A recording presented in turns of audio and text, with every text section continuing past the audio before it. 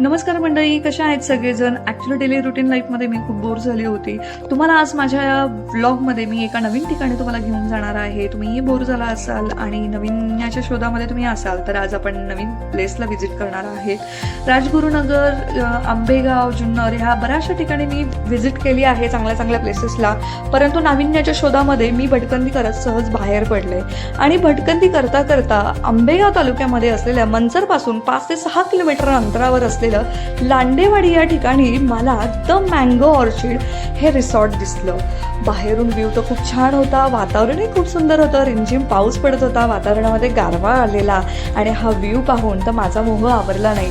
तर लगेचच मी माझी गाडी टर्न केली आणि द मँगो ऑर्चिड रिसॉर्टच्या बाहेर मी माझी गाडी पार्क केली. गाडी पार्क केल्यानंतर आतमध्ये एंट्री केली आणि एंट्री केल्या मंडळी, आता श्रावण महिना चालू आहे आणि मला बघा इथे शिवजींच्या पिंडीचं दर्शन झालं. शिवजींच्या पिंडीचं आम्ही दर्शन घेतल्यानंतर बाजूला खमंग असा वास येत होता. तर वास आल्यानंतर बाजूला पाहते तर काय, द मँगो ऑर्चिडचं शुद्ध शाकाहारी महाराष्ट्रीयन, जैन, पंजाबी, चायनीज असं वेगवेगळ्या पद्धतीचे फूड होते आणि तिथला खमंग वास आला. तो वास आल्यानंतर भूक तर लागली होती आणि वास पाहून तर अजूनच भूक लागली आणि माझा मोह काय आमचा आवरला नाही. जाऊन फूड कोर्टला आम्ही व्हिजिट केली, फूड कोर्टला ऑर्डर दिली आणि ते ऑर्डर करता नाश्ता करता मस्त अद्रक आणि वेलचीचा वास आला आणि कॉम्प्लिमेंटरी म्हणून आम्हाला त्या हॉटेलमधल्या दादांनी चहा दिला. तर चहा म्हटल्यानंतर माझा मोस्ट फेवरेट गोष्ट आहे आणि माझा आनंद नाश्ता करता गगनात वावण्याचा झाला.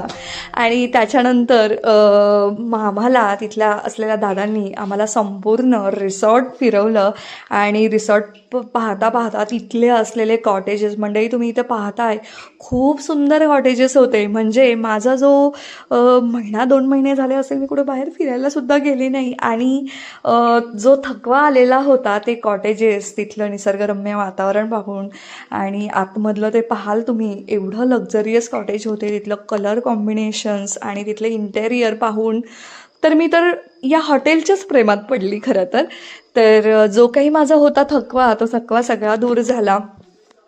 मंडळी, तुम्ही इन फ्युचरमध्ये, आता श्रावण महिना आलेला आहे आणि श्रावणात जर असं कपल प्लॅनिंग किंवा फॅमिली प्लॅनिंग तुम्ही करत असाल तर इतर कुठेही न जाता अगोदरच तुम्ही येण्या अगोदरच माझ्या स्क्रीनवर खाली मी नंबर दिलेला आहे, त्या नंबरवर संपर्क करून तुम्ही तुमच्या फॅमिलीसाठी रूम बुक करू शकता, हे कॉटेज बुक करू शकता.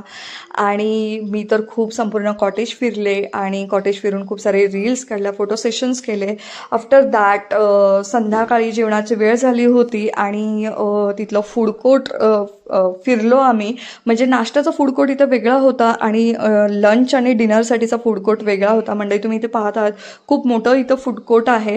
आणि फ्युचरमध्ये जर तुम्ही आजूबाजूला असाल, जुन्नर, आंबेगाव, राजगुरुनगरमध्ये राहत असाल आणि कुठेतरी बाहेर जाऊन तुम्हाला तुमचं ॲनिव्हर्सरी सेलिब्रेशन करायची आहे, बड्डे सेलिब्रेट करायचा आहे किंवा वेगळा काहीतरी गेट टुगेदर करायचं आहे आणि फ्युचरमध्ये असा काही सेलिब्रेशनचा प्लॅन करत आहात तरीसुद्धा इथं खूप मोठा लॉन आहे आणि पार्टीजसाठी तुम्ही हे रिसॉर्ट बुक करू शकता.